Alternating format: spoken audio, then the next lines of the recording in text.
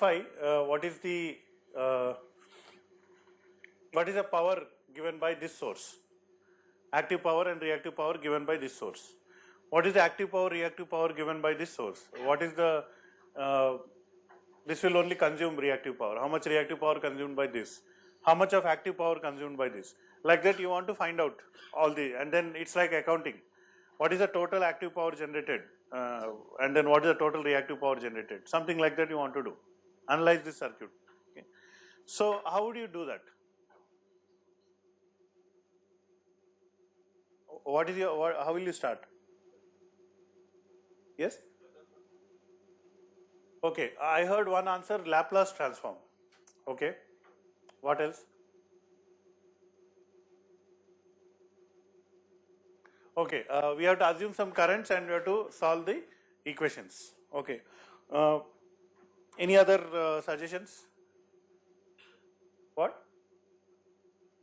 Okay, superposition theorem.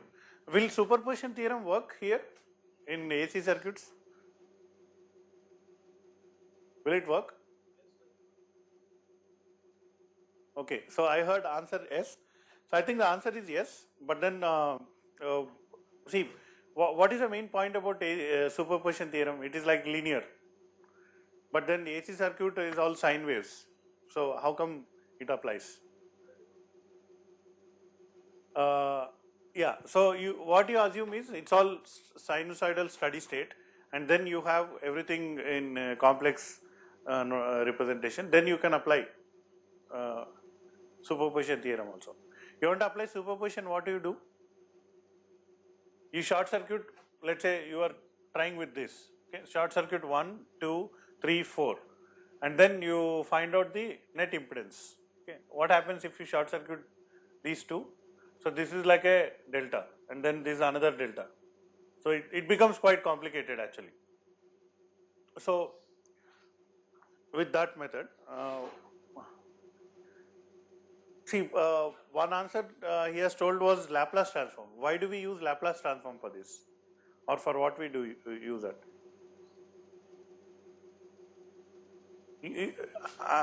It means you might have studied Laplace transform to analyze a AC circuit, but what is the purpose of applying Laplace transform?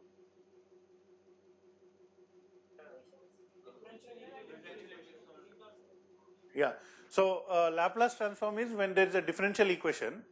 So let's say differential equation. Now you want to convert to algebraic equation. So then you use the Laplace transform, okay, and then use. So in here what happens is dx by dt, it will become s. So x is removed by s or something like that. Okay. Again, I am not going into details of that. But are there any differential equations in this?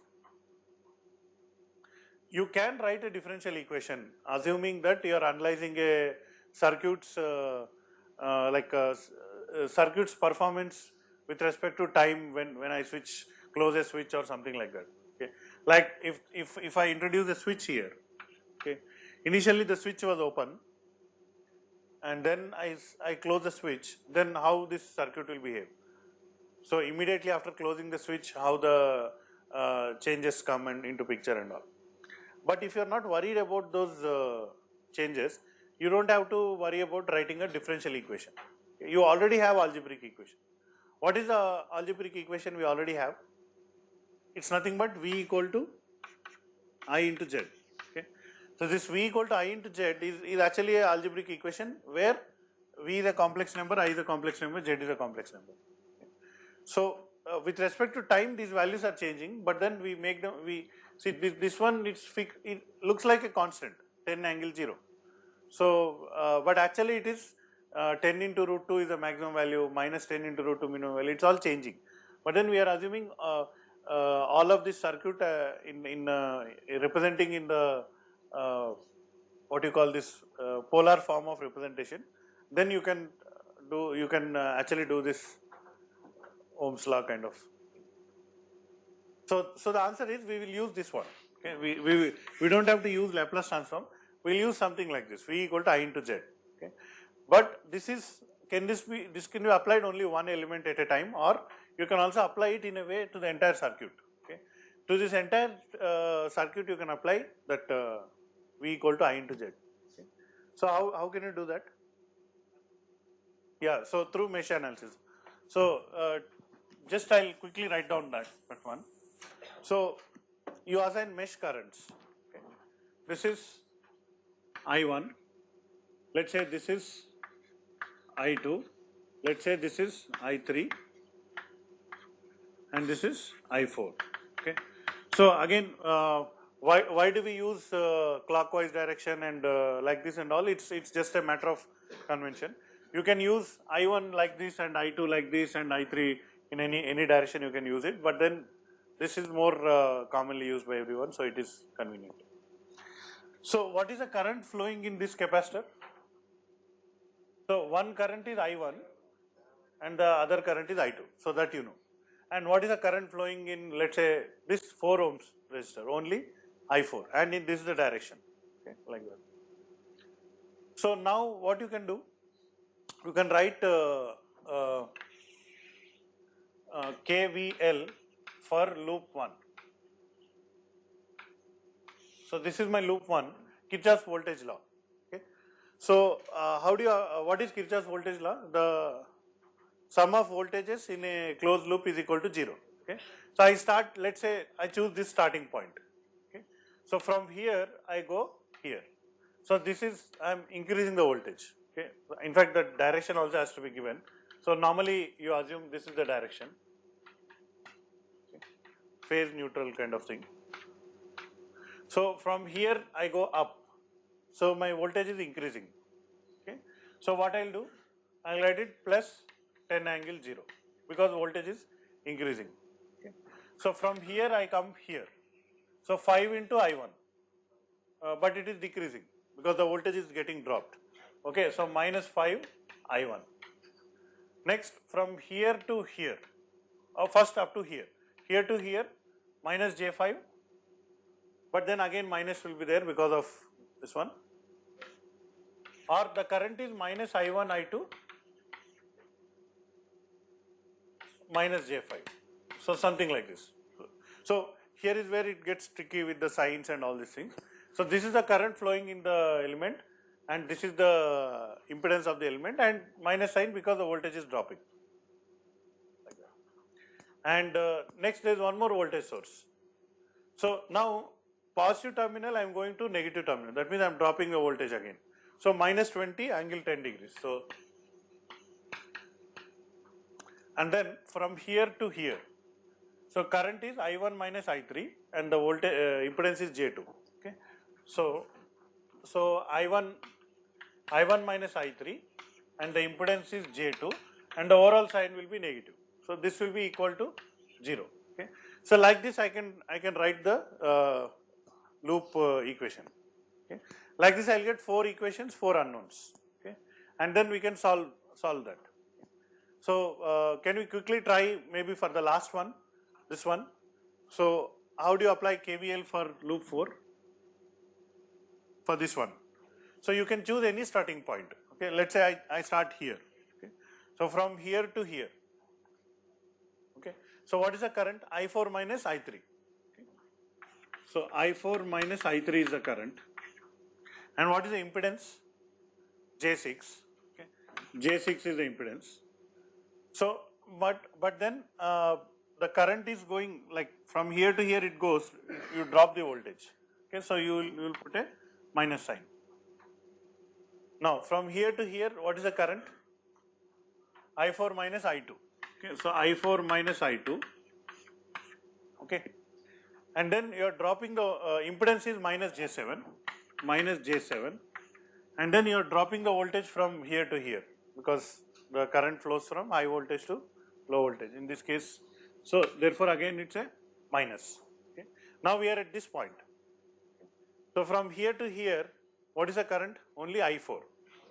So and the impedance is 4. Okay, 4. And then the drop in the voltage. So again a minus sign. Okay. So again from here to here, See, this is positive side, it is indicated, and this is negative side. So from here to here again you are dropping the voltage. So again minus sign, 30 angle minus 30 degrees. Okay, so is equal to 0. So like this you got equation for fourth loop.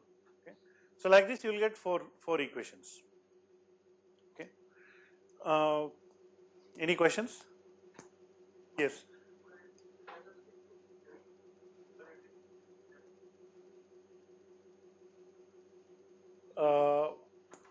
I did not get the question. Is it necessary?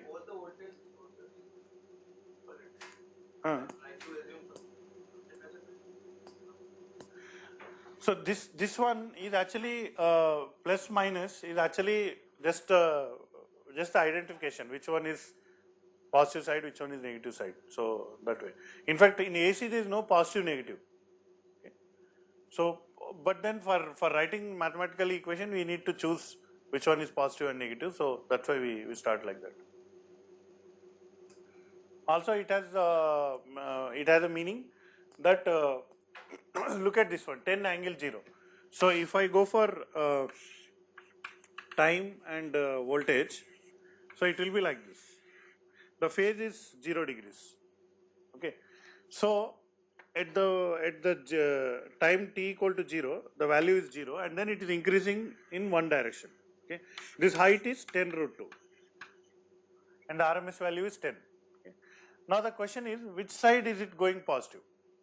Is this one going positive or this one going positive is the question. So because if I cut here, then I am getting negative like this. Okay. So just to indicate which 0, this is a 0, this is also 0. Which 0 you are talking about, we use the plus minus sign. So but then when you are writing this, so this is minus 30. No? But then when you are writing this, you need to take care about all that signs properly. Now, is there any shortcut way of writing the same equation? Okay. So you can take I1 common, I2 common, and all these things. Then what happens? Okay. So if I write it in this form, okay, in the matrix form, in such a way that I have I1 here. So maybe I need more length. If I write it in the form of matrix, I say I1, I2, I3, I4, and then I'll say there is something about voltages. Okay, we'll come to that. Okay, so Z into I equal to V, just Ohm's law. Okay. Now, what all terms are multiplying for the first equation? What all terms are multiplying with I1? So minus 5 I1, minus I1 into J5, all this, you have almost I1 everywhere. Okay. So you can just look here. So there is a 5, there is a minus J5 and J2. So these three elements are coming in the I1 this thing, and all of them will have a minus sign because same direction of I1. Okay. So what I can do is, I'll just, first of all, what is the size of this? It's a 4 by 4 because there are 4 loops. Okay. So I'll just make partitions like this, just to, and then let's give some numbering. So this is column 1, column 2, column 3, column 4, and row 1, row 2, row 3, row 4. Okay. So now if you look at it, this element 1, 2, so it's something common between loop 1 and loop 2. Okay. So this is loop 1, this is loop 2, J5 is common. Okay. So whatever is common, you see it will come a term like this. Okay. So this minus into minus, it will become plus, and then whatever is the element, that element will be remaining. Okay. So this will multiply with I2. Okay. So to take account of that, whatever is common between 1 and 2 is J5. I can put it like this directly. Now whatever is common between 1 and 4, there is nothing common. Okay. So it will be 0 here. Okay. So whatever is common between 1 and 3, so J2 is common. So I just copy that here because this is 1, 3. Okay. And what will come in the 1? All this will anyway come, and then whatever is only in I1 also will come, okay, with a minus sign. Okay. So what you do is you give a minus sign and then add all of this. Okay. 5 minus J5 plus J2. Okay. So this representation will cover the voltage drops in the first loop. Okay. So what is the voltage drop in the first loop? This into this, this into this, this into this, and this into this. That's the voltage drop in the first loop. Now what are the voltage drop in the first loop will be equal to the voltages in the first loop. Okay. What are the voltages? Plus 10 minus 20 angle 10. Okay. So that I can write it here. 10 angle 0 degrees minus 20 angle 10 degrees. Is that 20? Yeah. But then this, according to KVL, this is supposed to be on the left side. Now it is going to the right side. So the sign will change. Okay. So I'll put a overall minus, I can put it outside, or I can put minus here and plus here. Okay. So you understood the trick we are doing here. So if I expand this once again, see what will I get? Just to verify. Okay, verification. So you see this whole term into I1. Okay. So I'll just write it minus. So see J5 J2 will be J3 minus J3 into I1, and then minus J5 into I2 plus J2 into I3 equal to minus 10 0 degrees plus 20 10 degrees. Okay. So this is the equation. Okay. Is this same equation as this one? So each term we can see. So minus 10 is on the right side, plus 10 is on the left side. So it is equal. So this term I can equal. Okay. Now 5 into I1 with a minus sign. Okay. So this term is there. Okay.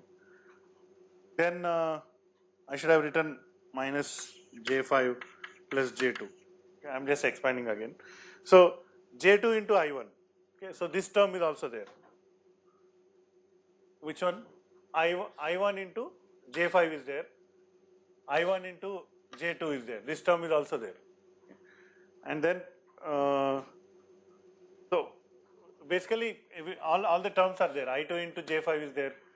You see I2 into J5, okay, minus J5, and then I3 into J2. So basically these two are same, I am saying. Okay. So what is the shortcut? The shortcut is for 4 I will tell you. Okay. 4 1, is there anything common? So it is 0. Okay. 4 2, is there anything common? Minus J7 is common. Okay. Just write minus J7. Okay. J7.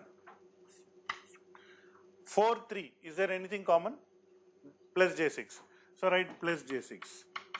Okay. So all this will come with a minus sign, plus what is only there in J4 also will come. So minus sign minus J7 plus J6. Okay. Plus 4. So this is the voltage drops. And then what is the voltage in this one? If I start here, if I go in the same direction of current, I am dropping voltage. So this is minus 30, but then it goes to the right hand side, it becomes plus 30. Okay. So plus 30 angle 30 degrees. Okay. That's all. So this is the fourth equation. Okay. In fact, this is another property. This is actually symmetric matrix. Okay. So you can copy this. So first row is equal to first column. Okay. So this you can copy here. This you can copy here. Okay. Last row is equal to last column. So this you can copy here, minus J7, and this you can copy here, plus J6. Okay, so you can do like that. Now I just have to write, maybe for third loop I'll write it, and then we can get the other term also. Okay, look at the third loop. Okay, what is common between 1 and 3? J2. The same question we asked before also. What is common between 1 and 3? And then I wrote here J2. So that's why here also we can write it J2. What is common between 1 and 3? What is common between 1 and 2? Nothing is common. Sorry, 3 and 2. Okay, 3 and 2, nothing is common. So 0, 3 and 2, nothing is common. 0. Okay, what is common between 3 and 4? 6 was already there, so I have written plus 6 here, plus 6 here. That's all. And then what is the total impedance in 3? J2, J6 and 3. Okay, with a minus sign. So in loop 3, J2 plus J6, J2, J6 plus 4. 3. Yes.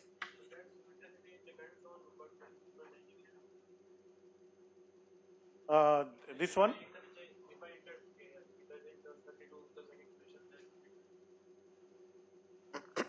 Okay. So the question is, what happens if I put this plus 30 here, or if I change the order or something like that? It will be symmetric only. See, you can give the numbering. See, 1, 2, 3, 4. I given numbering. I can always number. This is 1, this is 2, this is 3, and this is 4. It's just like now you know the properties of matrices. If you interchange two rows, it will still be same. Both RHS and LHS. So.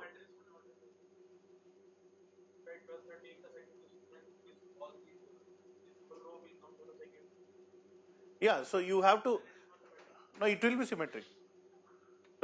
Okay, so when you change the row, you have to change the column also. That means you have to interchange this also. The I4 and I2 also you have to interchange.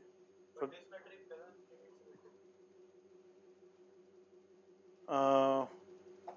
I'll just come to that. Just let me finish this and then we'll come to that. What is this in this? 5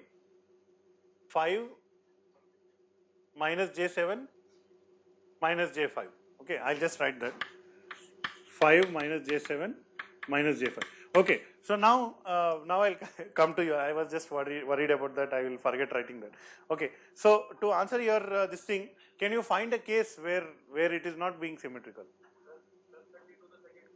What do you mean by moving plus 30 to the second position? The whole row you want to move it to the second. Okay, so you move the whole row to the second, but without losing the this one. Like see this quantity you move it here. This whole row you move it to the second.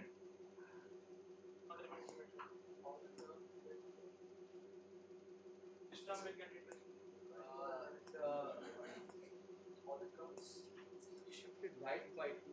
Okay, so the main symmetric for the same matrix with I1, I2. See, if when you interchange the row, see this term supposed to multiply with I4. Yes, it will then also multiply with I4. Yeah. Because I4 is now up there.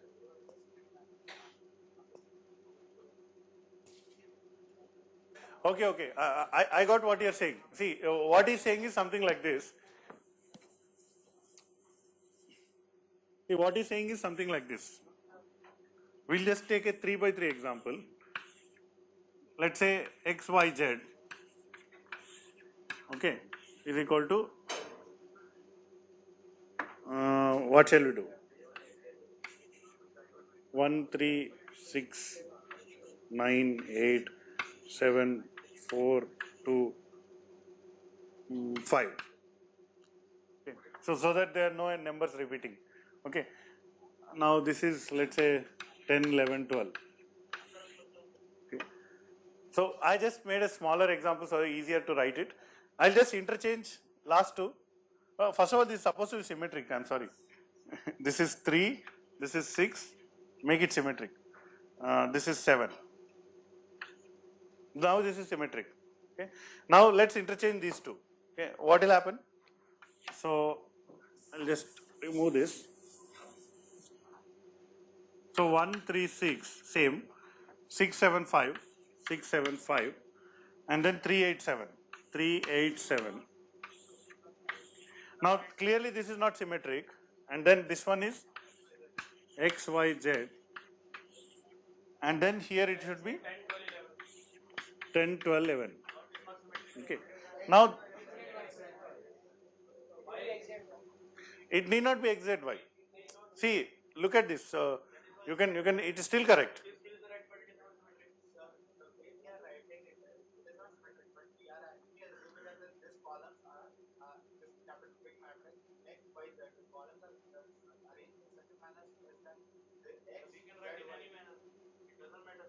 So it's just rewriting. So these two are same, na? So 6 into X, here also 6 into X and all. Okay.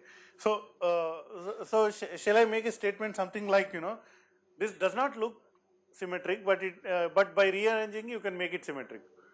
So something like that. Yeah, we can write it in any order, but then we will write it in this way so that it is symmetric. Okay. So in fact, when you are let's say I give you a project where I say that make a software program which can solve 10 loops. These are only 4 loops. So then you will assume that it is, or you will arrange the equations such that it is symmetric. Okay. So how to make a symmetric matrix into unsymmetric? I hope I am not making any mistake here. But anyway, it's just ordering. Okay. Let's get back to this thing again. So if I summarize, what is the process? What is the process?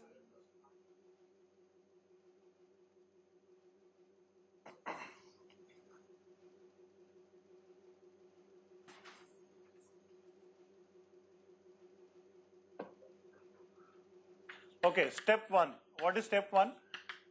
Just assign loop currents. Okay, I1 to In. Okay, that is step 1. What is step 2? You have to get a matrix Z multiplied by matrix I equal to this is again these two are not matrices, these are maybe I'll give the sizes also now. Okay. So assume Z into I equal to V. Okay. So the size of this is n rows 1 column. The size of this is n rows 1 column. The size of this is n cross n. Okay. Where n is the number of loops that you are having. So what is Zij? I is row and j is where I not equal to j. Okay, what is Zij?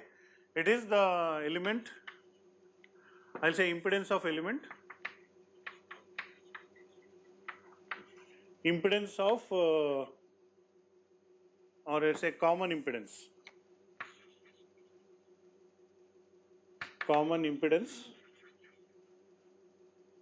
between loops I and j. Okay. So can there be one element which is common to 3 loops? One element which that also depends on the loop that you are choosing. So you can instead of I4 like this, I can choose I4 like this, involving all these things. Okay. So as long as you are touching all the elements in the circuit at least once, you can take I4 like this also. Then this one will have I1, I4 and I3 also. It's like that. Okay. So nothing to worry. It's just like adding these two equations, adding equation 3 to equation 2, something like that. So it doesn't change the. Anyway, common impedance between loops I and j is nothing but Zij, okay, which is also equal to Zji. Okay, this is about off diagonal elements. Okay, what about the diagonal elements? So Z11, Z12, what you have to do? This is off diagonal. Step 3 is off diagonal. And step 4 is Zii equal to minus of sum of all, I am just using the summation symbol, all impedances in loop I. Okay, and then what is the step 5? So Vi, okay, V1, V2, V3, V4, Vi. Okay, so Vi is nothing but minus of sum of all voltages in loop I. Okay, so once you do this, you get something like this kind of equation. Okay, this one you will get it. So here it is I, and here it is V, and then here it is Z. Okay, so each element is complex. Each element here is complex. It's a complex matrix multiplication. But usually the problem will be that this is known and this is unknown, and this is known. So it involves, now you have to say I equal to V in Z inverse on both sides. So you can do something like Z inverse Z I equal to Z inverse V. Okay, so this will become identity matrix. This I is current and this I is identity matrix, so don't confuse. So I equal to Z inverse V, something like that. So how do you invert a complex matrix of size 4 by 4? So again you have to figure it out how you do it. So if it's a 4 by 4 complex matrix, how do you invert it? So you, that is where you can use a computer or something like that. So and if it is even larger matrix, then even more difficult it is. But to solve this circuit, you will have to do that. You just invert it and then you can do that.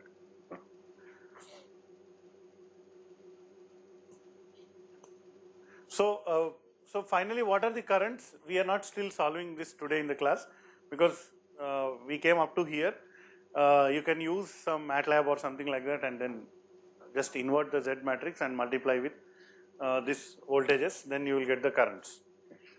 So once you get the currents, then you can always do whatever you want. Okay. So by the way, this is step 6. Okay. Now, what I was about to say, yeah. So you can do some kind of, I'll just remove this.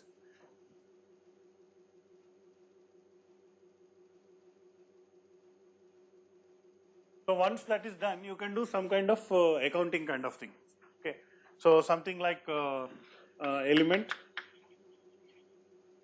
Okay, you list out all the elements in this circuit. So maybe 10 angle 0, and then this one is 5 J2, minus J5, 5 50 angle 0. So like this, you can make a table, minus J7. So these are all the, maybe there are about 10 to 15 elements in this. So then active power, reactive power. So what is active power in any element? So just multiply, if it is a voltage source, then you do like this. To get the, I'll just write it S. Okay. To get the S, you do V into I conjugate. Okay. For this voltage source, the V is already known. Whatever I you solved, you do the conjugate of that I, and then you can get that.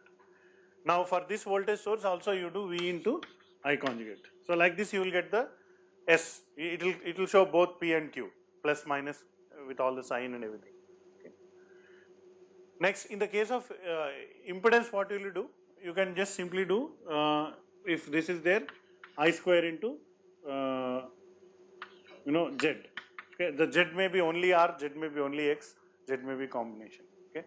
And here this is real number, because when you do I square, you are just squaring the, strictly speaking, you have to do I into I conjugate. Okay, that means what happens? See, let's say 10 amperes 20 degrees multiplied by 10 amperes minus 20 degrees, because this is I conjugate. So this angle will cancel each other. Then it becomes 10 square 100. Okay. So I square to R. So just to say that when you do I square R, the angles doesn't matter. Okay. Angle may be any angle, it will get cancelled because it's like that. But the angle of the impedance is important. So whatever impedance is there, that same angle will come for the power. What do I mean? For the same problem, 10 in the angle 20 degrees is the amperes. This is the current. Okay. And suddenly there is a resistance. Okay. So let's say this is 4 ohms and then plus J3. Okay. So 4 plus J3, and then this current is going. Okay. How much power is consumed here? So you don't, this angle is not important. Okay. You can just say 10 square 100 into 4, 400. Okay. So this will consume 400 watts. Okay. 10 square into 3 and 300 wars. Okay. So this is your S. Okay. P plus JQ. So something like that you can do it. Okay. If you had this in the form of a complex impedance, okay, 4 plus J3 is what?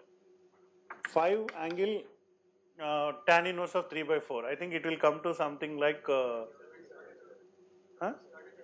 37 degrees. Let's assume it is 37. Let's not, maybe it is correct. If it is 37, then what happens? Then what is your S? 500 angle 37, same. So I square into Z. So 100 into 5 will be 500, and then angle will be the same angle. Now when you convert it back, it will go to this two. Okay. Okay, that's a side thing. Now you can do all these things. Now if you, this is S, so you can make a P and Q, and then if you add all these things, you will get 0, 0. Okay. So net power consumed is 0. That means power supplied equal to power consumed, and then power reactive power also same thing. You just verify that for this kind of circuit. You can try to put it in a computer and then solve I1, I2. By the way, the current in this, let's say this J6 is I3 minus I4. Okay.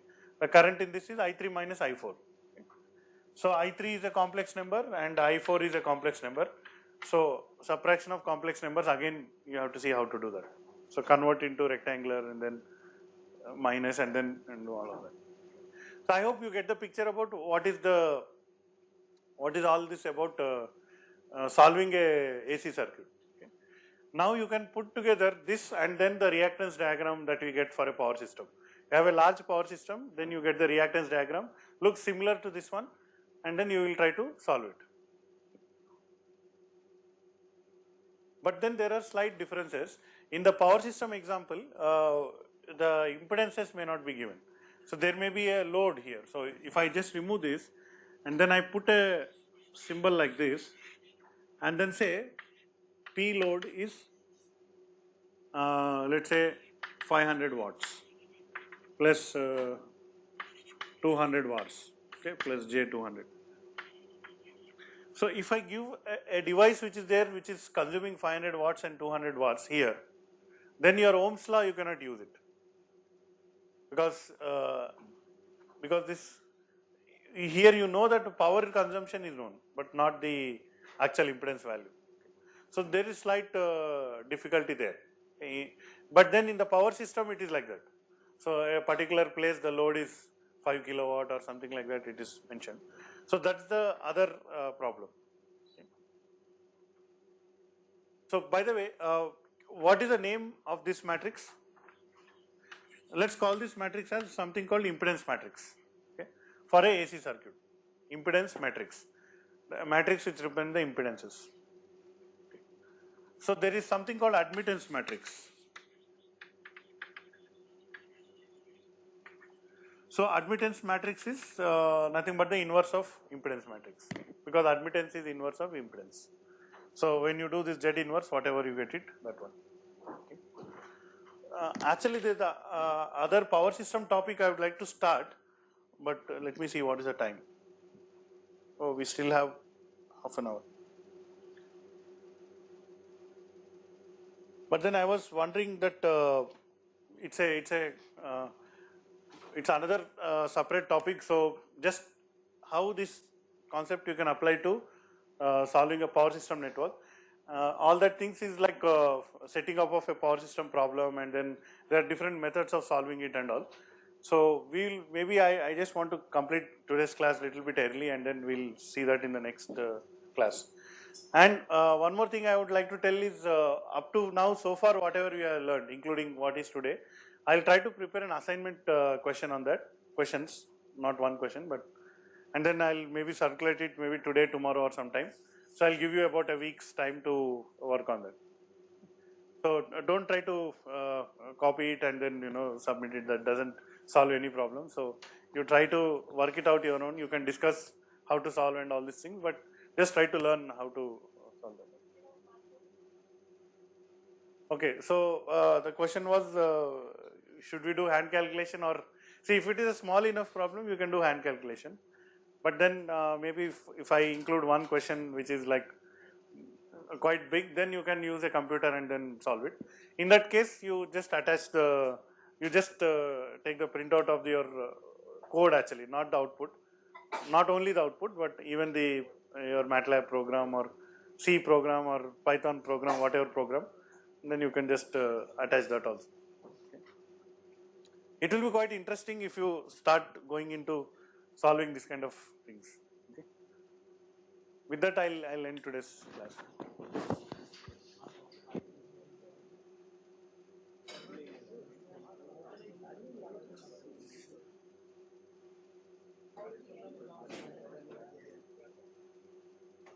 So next Monday we don't have a class.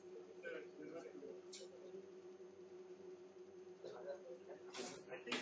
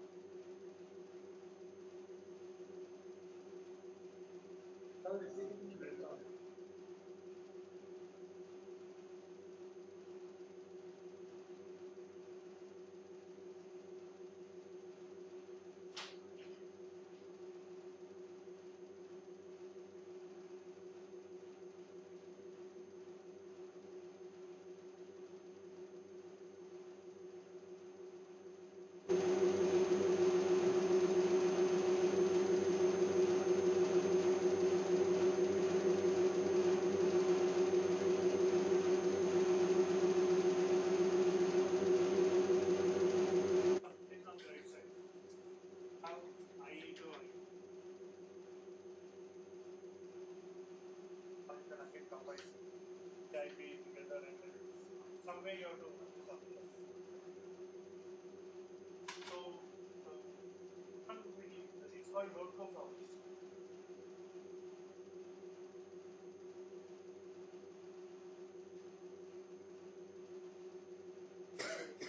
It's already uploaded. I have to just the first part and last part. And this lecture maybe will take 1 or 2 days. But then right now it is in the.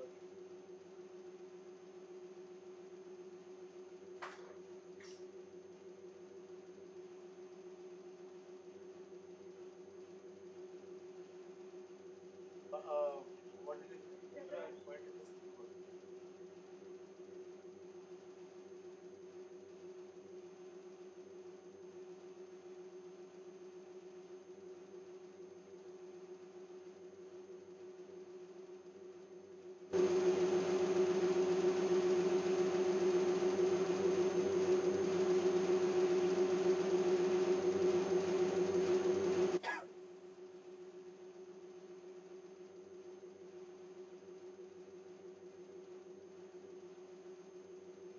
Whatever theory we have seen, God way it is applicable in